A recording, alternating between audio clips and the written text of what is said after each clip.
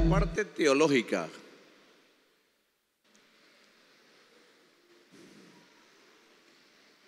hay una área que se llama bibliología. Eso significa el estudio de la Biblia. Y la bibliología tiene una rama, o tiene varias ramas, tiene 9 ramas. O sea, la bibliología tiene varias ramas. Una se llama angeleología, otra se llama cristología, eclesiología, escatología y ahí sucesivamente. Para uno leer Biblia, hay una área que se llama hermenéutica, que quiere decir reglas aplicables para la interpretación de los libros sagrados. El domingo pasado hablamos un poco del Evangelio escrito por San Lucas.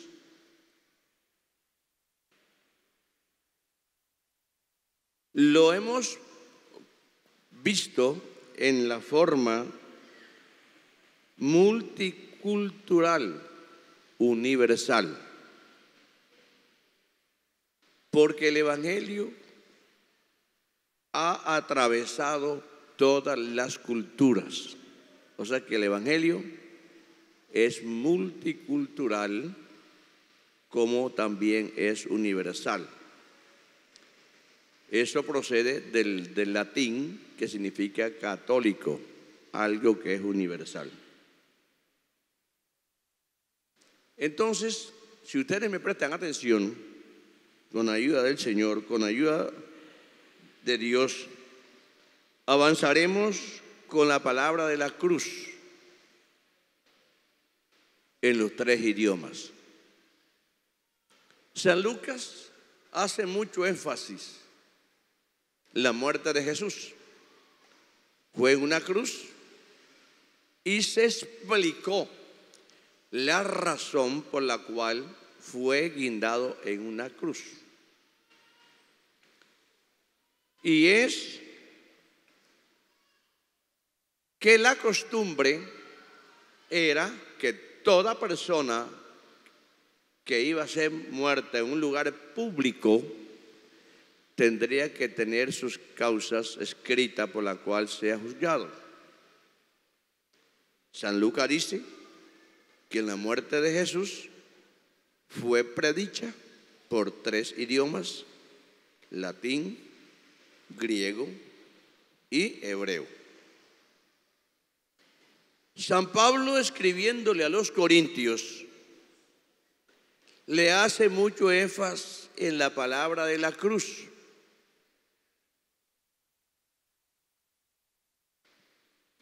Porque Pablo, ¿por qué les escribió Pablo a los corintios de esta forma y no a otra ciudad?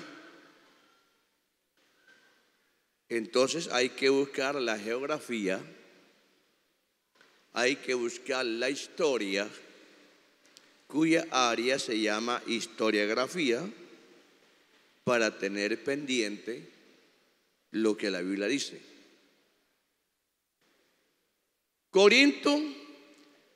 Corintio es el gentilicio de Corinto. La ciudad de Corinto quedaba aproximadamente 5 kilómetros de Grecia, en la franja del Peloponeso. Corinto fue un lugar de acopio para el periodo neolítico, es decir, la edad de piedra. Como también fue un lugar estratégico para la guerra de Troya. Usted la conoce muy bien. Su estado cultural fue helenita. Su ideología religiosa era variable porque se supone que en esta ciudad había más de 3.000 deidades mitológicas. Es decir, la ciudad de Corintio tenía una cantidad de cosas, de prioridades, que lo hacía muy importante a la ciudad. Pablo llegó a Corinto con un mensaje raro y diferente de los demás mensajes. Tenía dos cualidades importantes para la época, es decir, el mensaje de Pablo: Cristo, poder y sabiduría de Dios. De esta forma fue presentado el evangelio a la ciudad de Corinto. Estas dos palabras son muy importantes para la época. Y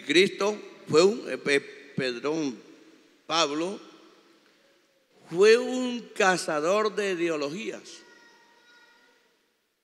Entonces, la ciudad de los Corintios, o de Corinto, tenía dos cualidades importantes para la época. Una de ellas, Cristo, poder y sabiduría de Dios. Corintio era parte del Imperio Romano. Hay que entender la parte geográfica, también que la parte histórica. En el tiempo de Pablo, toda esa región pertenecía al Imperio Romano. Y el Imperio Romano, su ideología era el poder y el dominio. Ellos no se preocupaban por otra cosa porque eran imperiales. O sea, era el Imperio Romano, que en el mundo de los imperios, un imperio conquistaba el otro y el otro y el otro y el otro hasta que le tocó a Roma. Ahora Roma se inclinaba más era por el poder. Marcos también toma parte de eso y dice que no me avergüenzo del evangelio porque es poder de Dios para salvación. Es decir, que escribiéndole la carta que tiene que ver con Roma, se le presentó el evangelio a esa gente de acuerdo a su ideología. ¿Me explico? Agárrenla para que no se le vaya. Entonces, Corintio también hacía parte del territorio de Grecia. Grecia era el territorio donde operaba la sabiduría, el conocimiento y el raciocinio. Es decir, que Grecia no se preocupaba por tener poder ni tener dominio territorial, sino que Grecia se preocupaba más bien porque era el territorio donde operaba la sabiduría, donde estaban las escuelas filosóficas.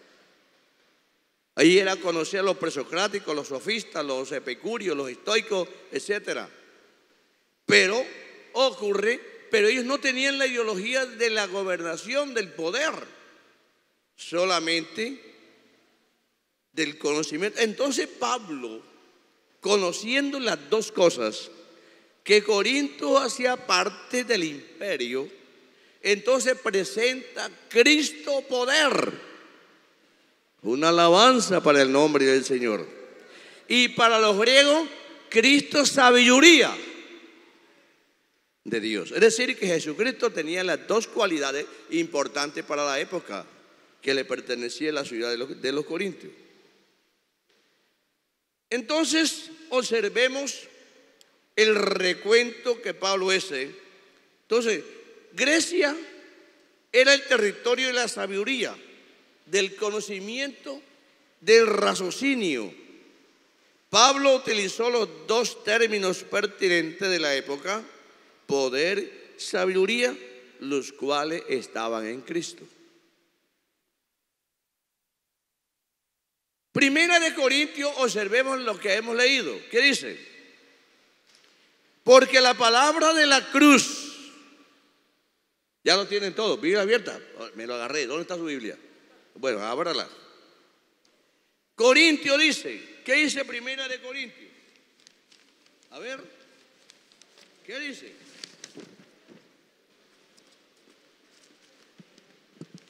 Porque la palabra de la cruz es locura para los que se pierden,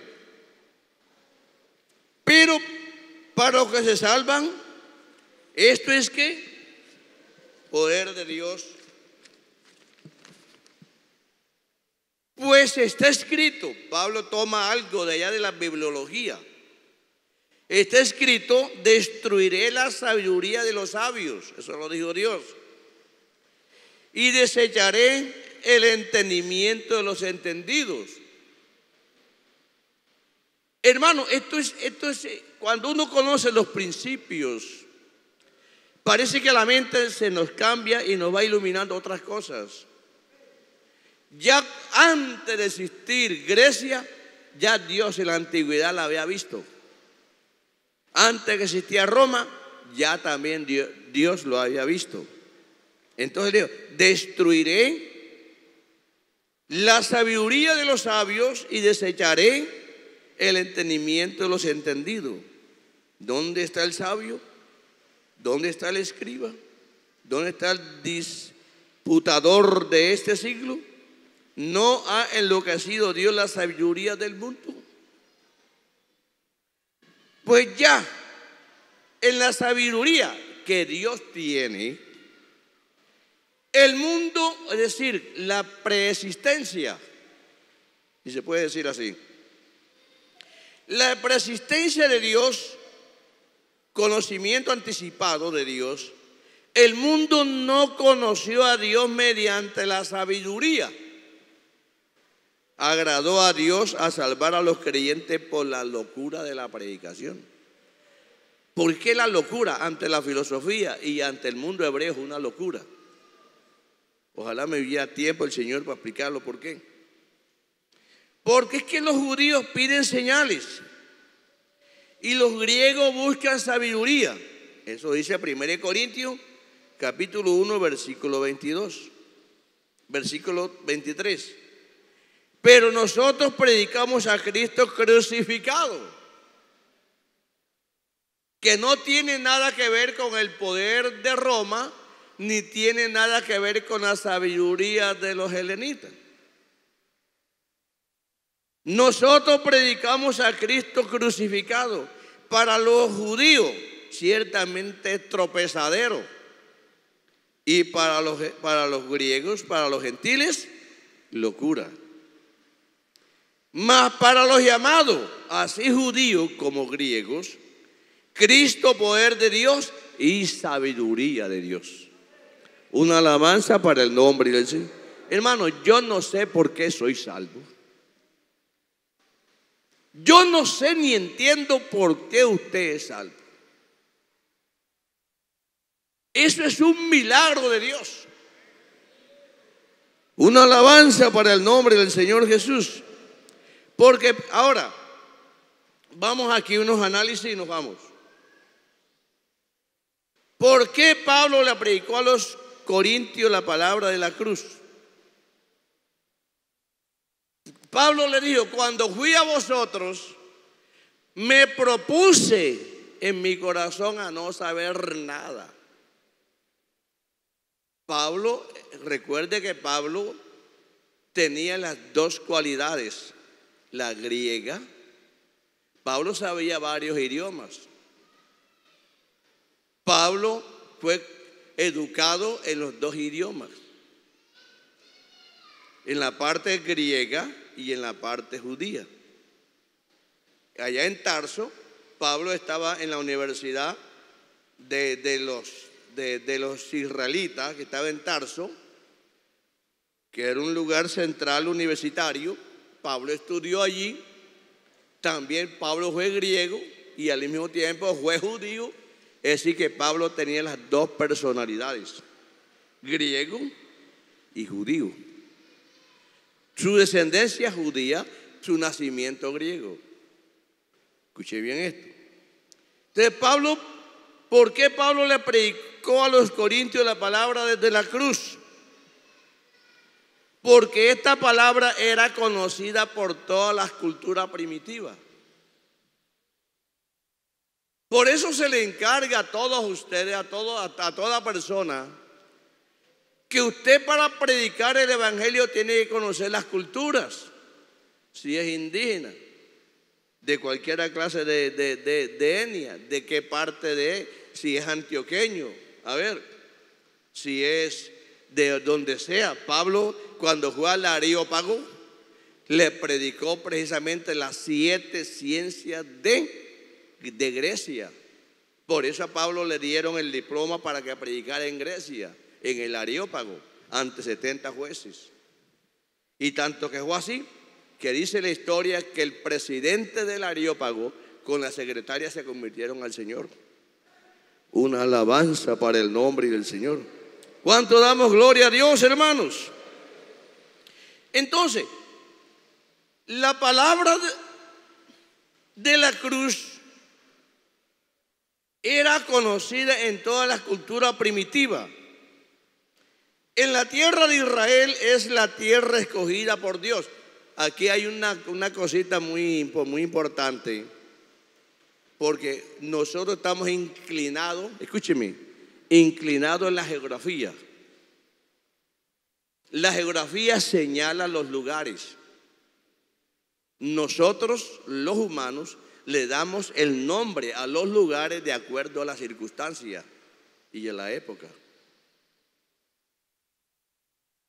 Eso es algo muy importante. Entonces, en la tierra que se conoce como la media luna fértil, desde el río Nilo hasta el río Éufrates, fue una tierra prometida. Es una tierra que Dios escogió. Vamos a decir, para que no haya un poquito como vamos a hablar de personificación. Por ahí un profeta, Dios dijo por la boca de un profeta: mío es el mundo. ¿Qué más? Su plenitud, con todo lo que hay en el mundo. Todo le pertenece a Dios porque Él fue quien lo hizo. ¿Ya? Pero si hablamos un poco de personificación, la tierra le pertenece a Dios porque Él la creó.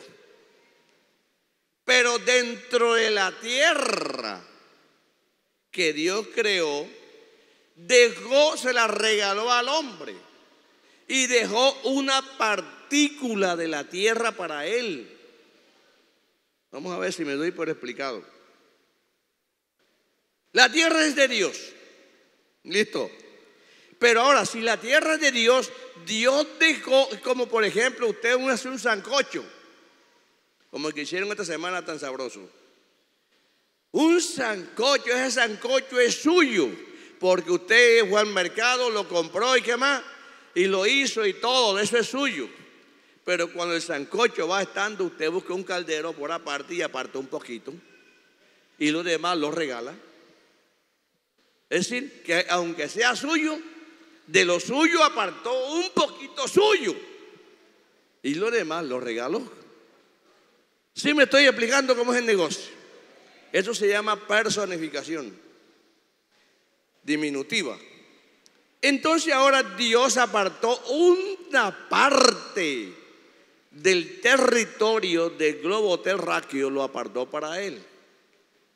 Se llama la media luna fértil, desde el río Nilo hasta el río Éufrates. En esa tierra todas están escrituradas. Ahora, esas tierras Dios se las dio a Abraham. Abraham tiene escritura, Dios se la dio. Y esa escritura está sellada. Se la dio a Abraham y a su descendencia para siempre. Y la descendencia de Abraham se llama Jesucristo. Y en el milenio Jesucristo vendrá con las escrituras en las manos y le dice a todos los árabes: se me largan de aquí, porque esto es mío. Tuviera un árabe aquí, me apedreaba. Hay poder en el nombre de Jesucristo. ¿Cuánto dan gloria a Dios? Entonces, observemos que esa media tierra fértil, vamos por aquí, era muy apetecida por los imperios.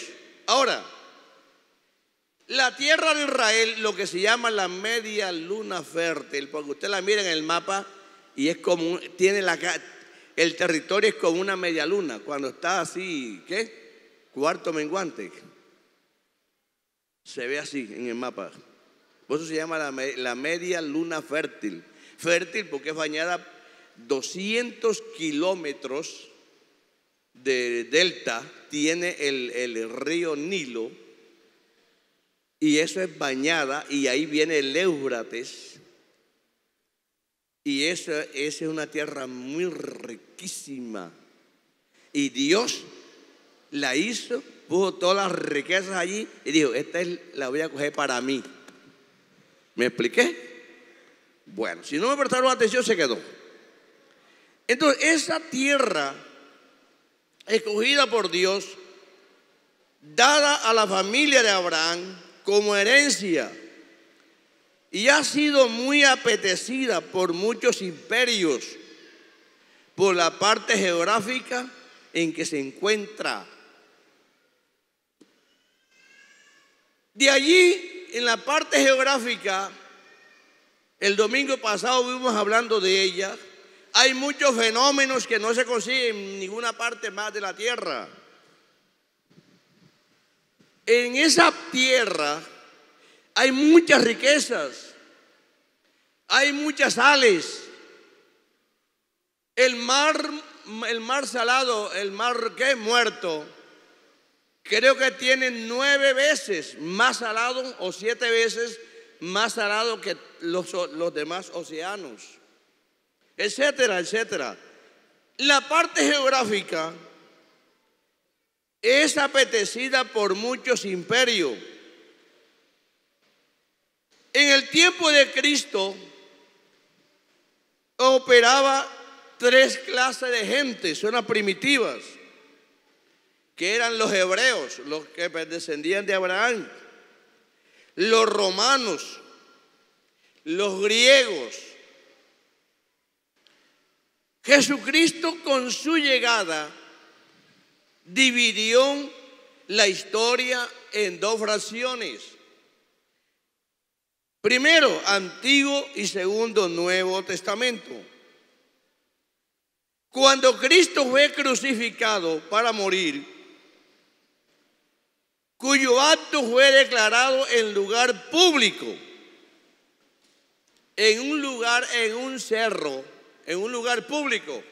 ¿Público por qué? Porque ese lugar era apropiado por 3 culturas.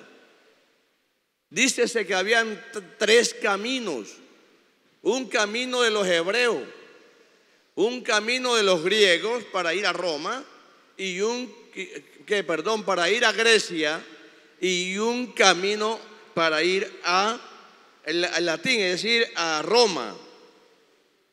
Era un lugar público, y en ese lugar público había un cerro, una loma muy amplia, que le llamaban la carabela, porque el cerro tenía la forma de una carabela. En ese lugar se encontraban los 3 caminos para el mundo, es decir, para que todo en ese lugar público, que habían 3 caminos y había un cerro, allí colocaron a Jesucristo.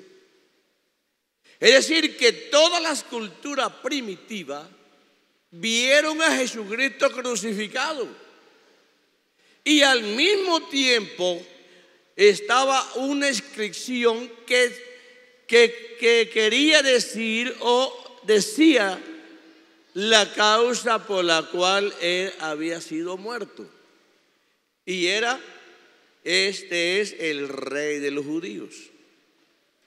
Esa palabra rey de los judíos para los romanos era una burla para Israel.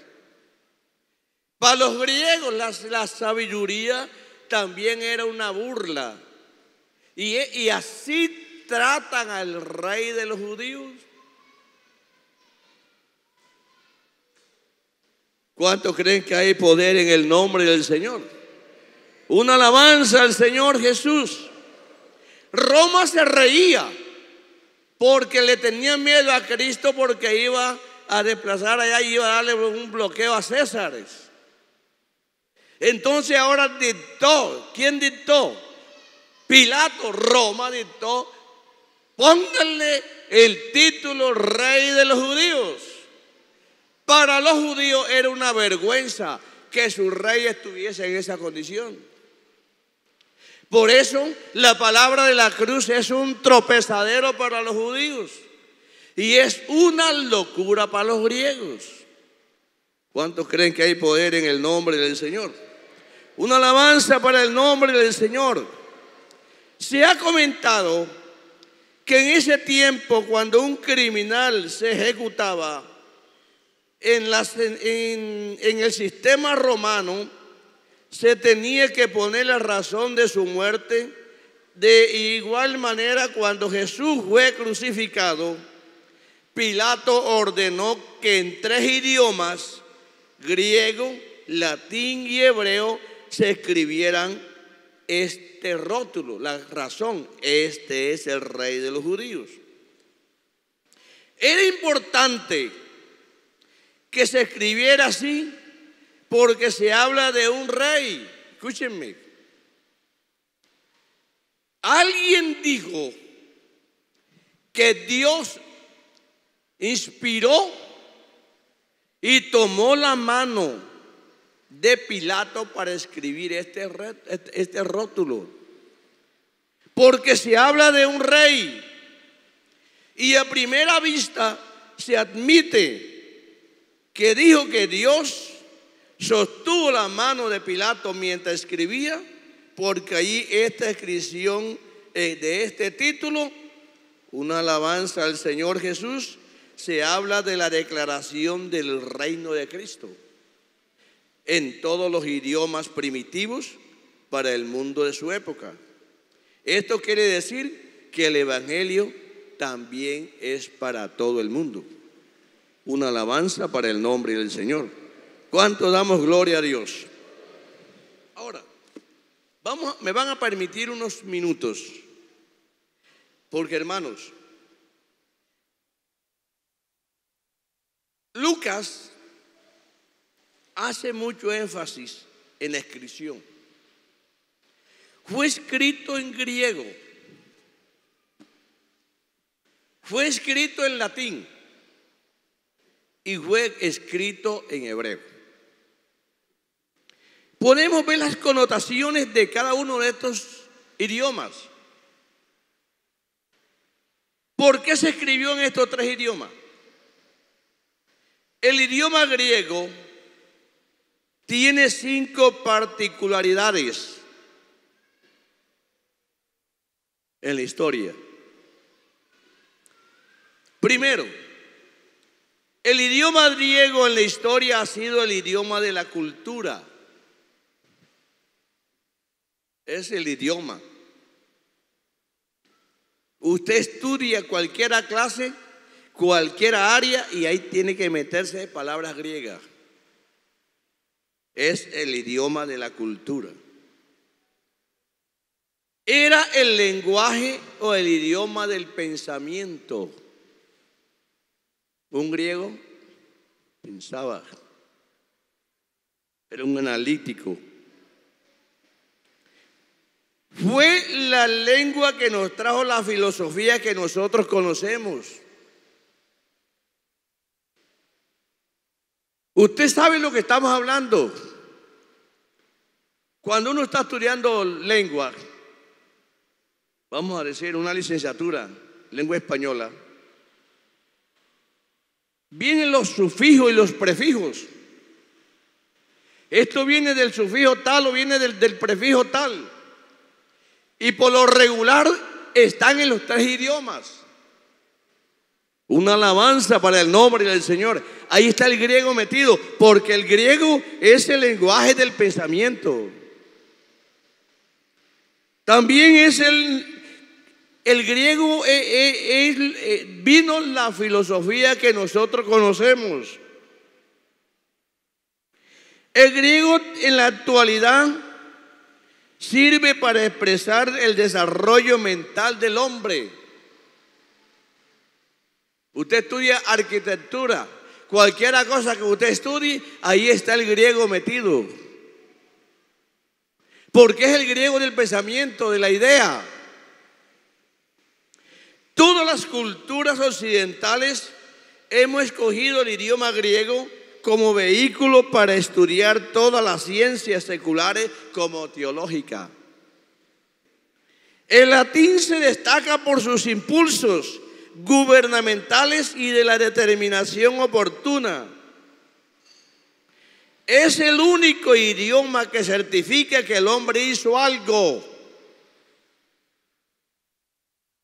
Por eso Lucas escribió, porque el Hijo del Hombre vino a buscar y a salvar lo que se había perdido. Una alabanza para el nombre del Señor. A ver, ¿cuántos gritan gloria a Dios? Es el único idioma que certifica que el hombre hizo algo. Por ello, y muchos títulos o escudos en todas las clases de instituciones, aún religiosas, tienen frases de latina. ¿De dónde aparecieron los diplomas, las certificaciones? Del latín. El latín es el único idioma en el mundo donde se creó una certificación que quiere decir que el hombre personal hace algo. Una alabanza para el nombre del Señor. ¿Cuánto damos gloria a Dios, hermanos? Hablemos un poquito del hebreo. Ojalá tuviera yo la oportunidad de estudiar hebreo. El idioma hebreo, sus características son las siguientes. Primero, es el lenguaje del corazón. Los griegos es de aquí. El latín es el acomodamiento. Y el griego es el lenguaje del corazón. Una alabanza para el nombre del Señor. ¿Cuánto damos gloria a Dios? Es el lenguaje de las emociones. Es el lenguaje de la religión. A un romano no le interesa la religión. A un griego no le interesa la religión. Por eso los griegos no tenían dos dioses, imágenes propias. Los griegos eran esas personas que traen, quitan, ¿cómo le llaman? Para no ofenderlos mucho. Un griego llegaba aquí a Valledupar y me veía una imagen, se la llevaban, la compraban y se la llevaban a Corinto, porque Corinto quedaba una parte estratégica del Peloponeso. Y allí le hacían un altar. Y allí colocaban esa imagen. Pero esa imagen le daban un nombre. Pero no era de Grecia. Era extraída. Grecia no tenía una imagen mitológica para ello. Se dice en la historia que Corintio tenía más de 3.000 imágenes. 3.000 altares en una ciudad. Pero esas imágenes eran traída de otros lugares. ¿Sí me explico? Una alabanza al nombre del Señor. Repito lo que es el lenguaje hebreo. El lenguaje hebreo es el lenguaje del corazón. Por eso Dios le habla al hombre en el corazón. Y Dios le dijo al hombre: hijo mío, dame ¿qué? Tu corazón.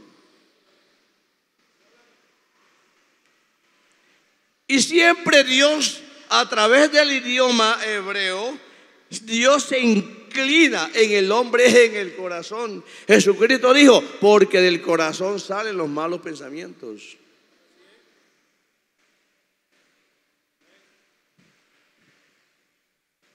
Entonces era necesario que la muerte de Jesucristo se anunciara en hebreo. ¿Por qué? Porque ese mensaje va al corazón de la gente. Nosotros como colombianos no tenemos ninguna ideología, si es que si somos costeños peor. El costeño no le interesa religión, le interesa es mujeres y trago y juego. Nosotros somos parranderos, somos mujeriegos y nos gusta mucho el vicio. No tenemos una ideología religiosa. Pero cuando se nos predica el evangelio, ese evangelio baja al corazón. Una alabanza para el nombre del Señor. ¿Cuánto damos gloria a Dios, hermanos? Dios trata con la persona es con el corazón. Porque que en el corazón, escúchenme, está el dominio del hombre. Si el corazón físico es para gobernar el cuerpo, hermano, una persona puede ser muy inteligente, puede tener una buena salud, puede tener dinero, pero si se le paraliza el corazón, hasta ahí llegó. Le puede faltar un pie, le puede faltar un oído, le puede faltar un ojo, una mano, pero el corazón no. Se le paraliza el corazón y se acabó. Entonces Dios, de la parte humana, Dios se guardó para él el corazón. Y el profeta dice, Dios dijo en un WhatsApp: por el profeta le haré un corazón nuevo y quitaré ese corazón de piedra. Es decir, que Dios trata directamente con el hombre, pero en el corazón, no aquí. Los predicadores bullosos lo que hacen es tratar de mandar el mensaje aquí. Ese mensaje no prospera. El mensaje que va, por ejemplo, Pedro, cuando agarraron a Jesús, cogió la rula, la espada, ¡ring!, le trozó ¿qué? La oreja a un soldado romano. Pedro se la mandó fue a la cabeza. Pero en el día de Pentecostés cogió la espada del Espíritu y se la mandó al corazón de la gente. Y la gente dijo: ¿qué? Varones, hermanos, ¿qué haremos? Entonces la palabra que da resultado para los predicadores son aquellas palabras que van directo al corazón. Escúchenme. Si hubiera tiempo para hablar un poco de anatomía, se lo dijera, pero en el sentido, vamos a decir, teológico.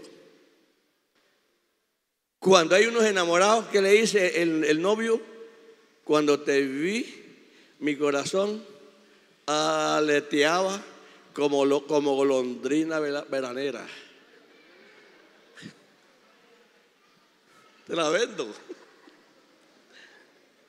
Oh, alabanza sea el nombre del Señor. Cuando damos gloria a Dios, hermanos, porque estamos hablando de lo que es el hebreo. Es el lenguaje de las emociones, es el lenguaje de la religión. Fue el lenguaje que se escribió la aparición de Dios al hombre. Es el lenguaje que habla de la creación de Dios. Por medio del hebreo conocemos la verdad de Dios. Porque Moisés hablaba. Y Moisés era un hebreo. Y Moisés vio y observó y escribió cómo se fue creado el hombre, cómo fue creado la creación. Entonces ha sido el idioma de la aparición de Dios al hombre. Ha sido el idioma que Dios ha usado para revelar su voluntad. No hay un libro griego ni latín. Lo que hay son traducción que viene precisamente la versión de los 70 antes de Jesucristo.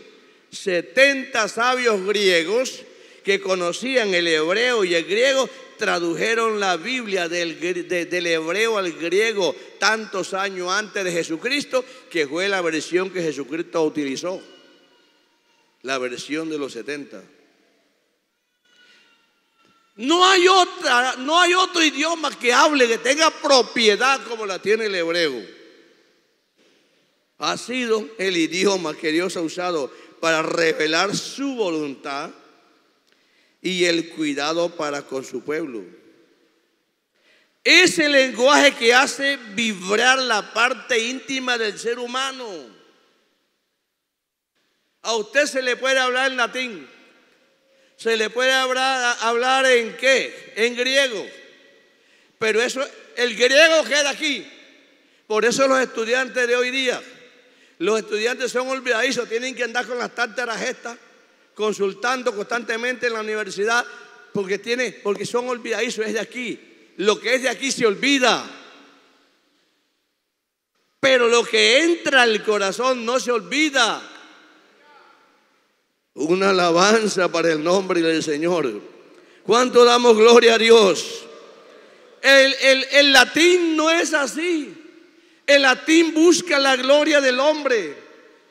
Por ejemplo, nosotros aquí, cuando yo canto himno, escúchenme, yo no sé, pero ¿qué pasa? Cuando yo canto himnos especiales, cae el Espíritu Santo. ¿Eso en qué lenguaje? A ver, usted como que no. A ver, hermano, dígame, ¿en qué lenguaje es ese? Es el latín. El latín es de aquí, yo. El latín tiene una propiedad que quiere declarar lo que el hombre hizo. Y Lucas se lo aplicó. Lucas dijo, porque el Hijo del Hombre, ¿qué? Vino a buscar y a salvar lo que se había perdido. Inclinó. Pero en cambio que el hebreo no es así. Ha sido el idioma que Dios ha usado para revelar su voluntad, cuidado para con su pueblo. Es el lenguaje que hace vibrar la parte íntima del ser humano. Escúchenme.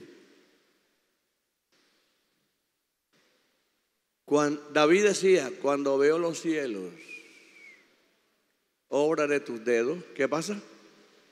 Me pregunto.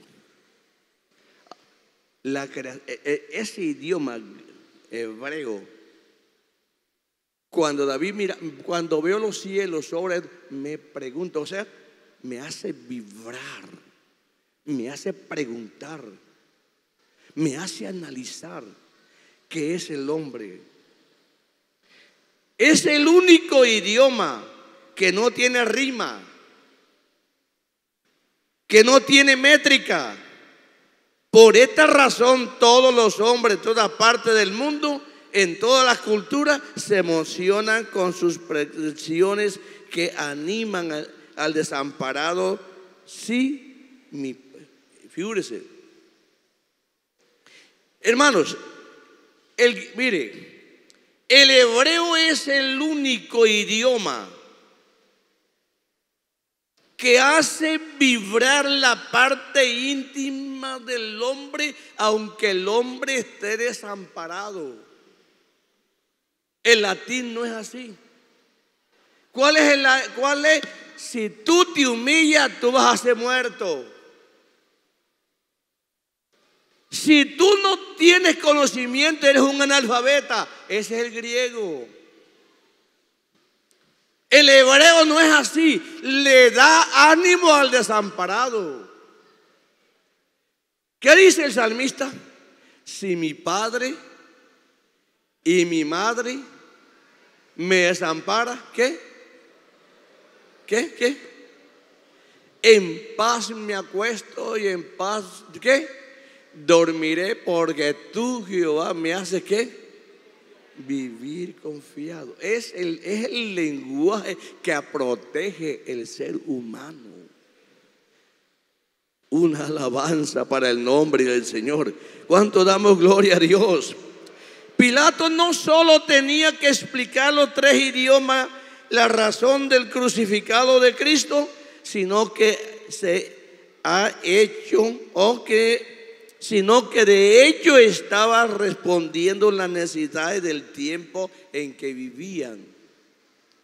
Jesucristo, su muerte, su reino tenía que ser esparcido en todos los idiomas.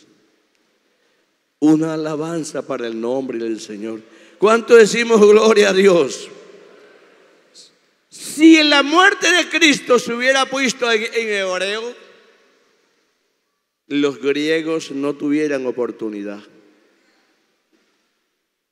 Hubieran quedado con su filosofía. Una alabanza para el nombre del Señor.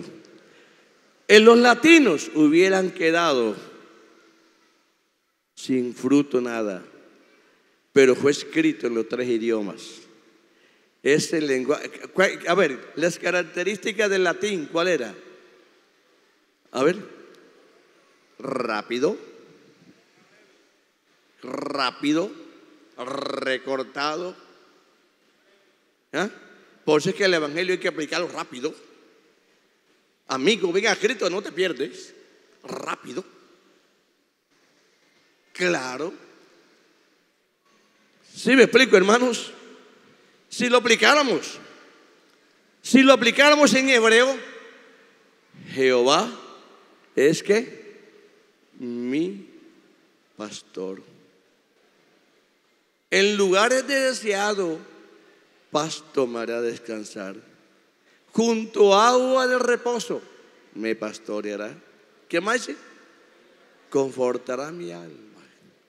Pero siempre es como si el hombre fuera un necesitado.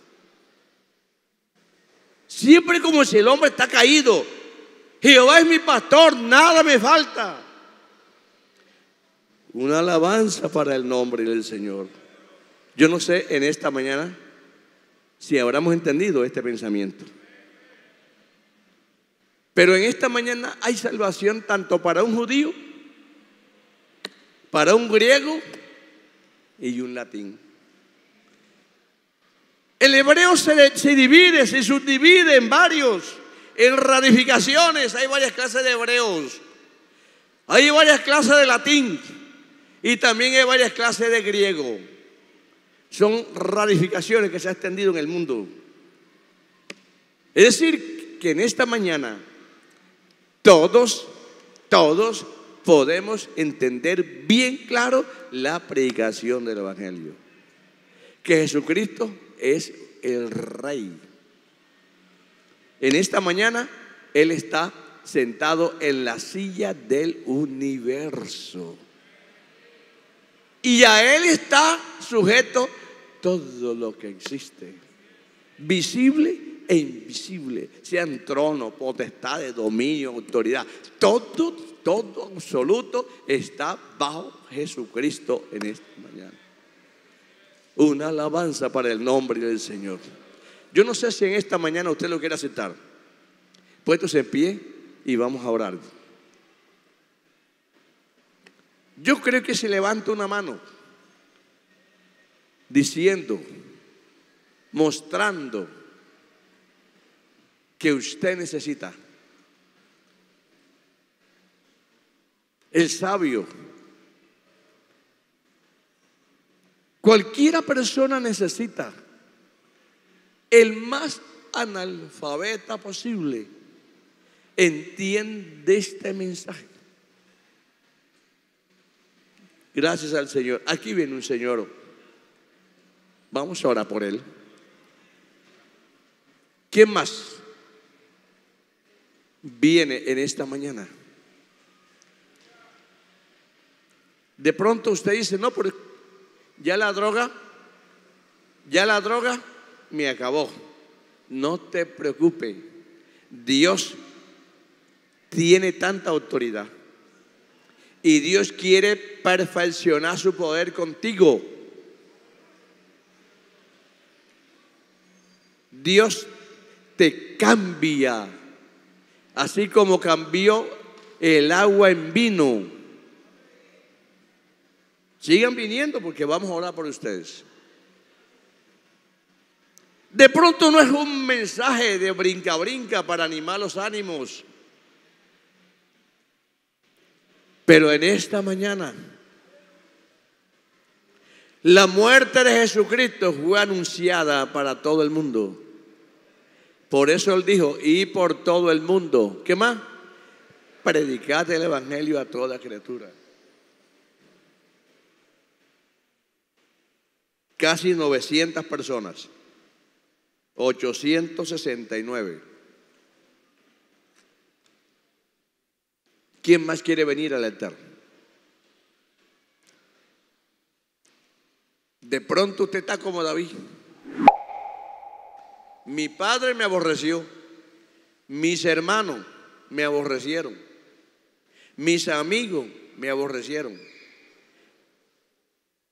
Pero aunque mi padre y mi madre me dejaren, con todo Jehová me recogerá.